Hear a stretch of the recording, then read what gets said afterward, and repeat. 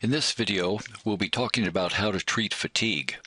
The approach we'll take is based on the idea that a symptom may have more than one cause, and so that it often makes sense to respond by using several strategies. I'll offer you an example of this approach by describing how I addressed fatigue as part of my recovery from CFS. I began by listing all the things that I thought might contribute to my fatigue in addition to CFS. You can see them on the slide. As you can tell, I identified 8 possible causes: activity level, inactivity, poor sleep, pain, stress, emotions, poor nutrition, and medications. I then asked myself which items I thought contributed the most to my fatigue. Looking over the list, activity level seemed the most crucial. There was an obvious relationship between the number of hours a day I was active and my fatigue. When I was first ill, I found that if I was active for more than about 4 hours a day, I later experienced an elevated level of fatigue. Ironically, I found hope in this push and crash pattern. I reasoned that if the connection between activity and fatigue was so direct, then I might be able to gain some control if I found a level of activity that my body could tolerate. I decided to make this my main focus, and it paid off. Using a simple log, I discovered my limits in different parts of my life, and I gradually adapted my life to fit into those limits. This is pacing, which proved to be the most important factor in my recovery. So beside the cause labeled activity, I'll write pacing as the strategy I used.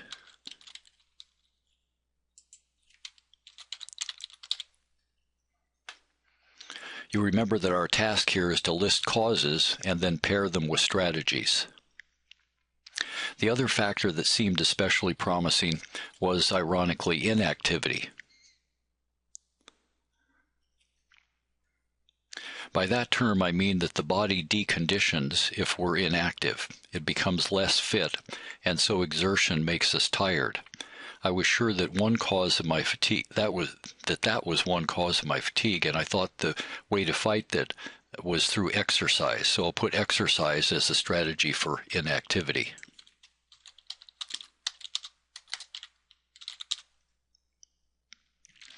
Obviously, if I exercised too hard, I would intensify my symptoms, but if I didn't push myself enough, I would continue to decondition. My solution was to experiment to find the length and intensity of exercise that would produce an aerobic workout without increasing my symptoms. Initially, that level was about 20 minutes of walking at a pace that raised my heart rate to 90 to 95 beats per minute. I was able to expand the length of my walking gradually over time. Because I often woke up tired and sluggish, improving my sleep also seemed worth pursuing. Part of the morning tiredness was due to CFS, but I thought I could reduce that to some degree by maintaining good habits, so I'll put habits as my strategy for improving sleep.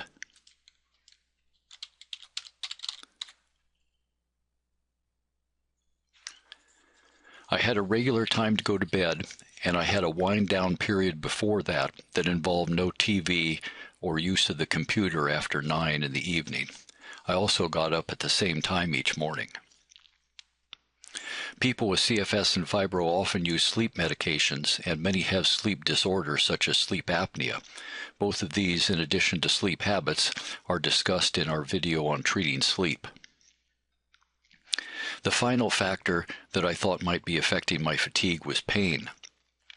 To the extent that I responded to pain by tensing up, I might increase my fatigue, and using relaxation was helpful, so let me write relaxation as the strategy for pain.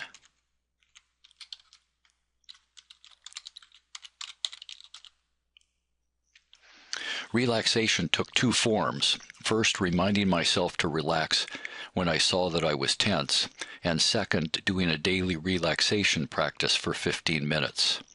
You'll find more about relaxation and many other ways to combat pain in our video on treating pain.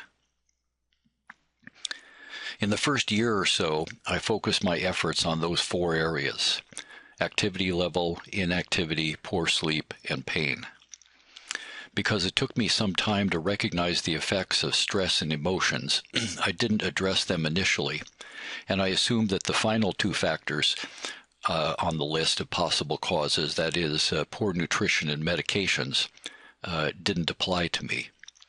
Since I decided not to take medications, I was not worried about drugs creating a side effect of fatigue, and I thought my nutrition was probably adequate, and I hadn't experienced any intestinal symptoms, so I wasn't inclined to look at nutrition as a cause. I didn't rule out looking at my diet at some point, but I decided to focus my initial efforts elsewhere. Using this approach, I was able to improve steadily at the rate of 1 to 2% a month, which translates into about 20% in a year. After a year or so, I began to see that stress and emotions were also important sources of fatigue for me. First, I realized that CFS had made me much more vulnerable to stress. This insight led to my making stress reduction and stress avoidance a big part of my self-management plan. I found that my daily relaxation period was very helpful in reducing my overall stress level, and I pursued stress avoidance by identifying sources of stress and then using strategies such as routine and pacing. So let me add relaxation, routine, and pacing to the chart.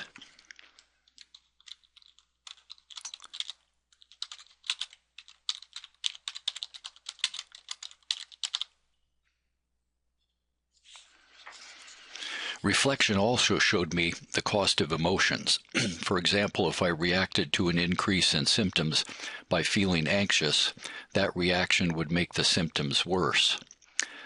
I dealt with this vicious spiral using several techniques. Probably the most helpful was the combination of rest, by which I mean lying down in a quiet place with my eyes closed, and relaxation.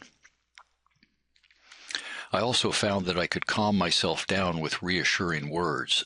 When I had thoughts like, "I bet this is a big relapse starting," or "I'll never get any better," I countered with phrases like, "Remember how things always look worse when your symptoms are bad," or "Think about how you've improved in the last 6 months." So strategies for emotions were rest, relaxation, and reassurance.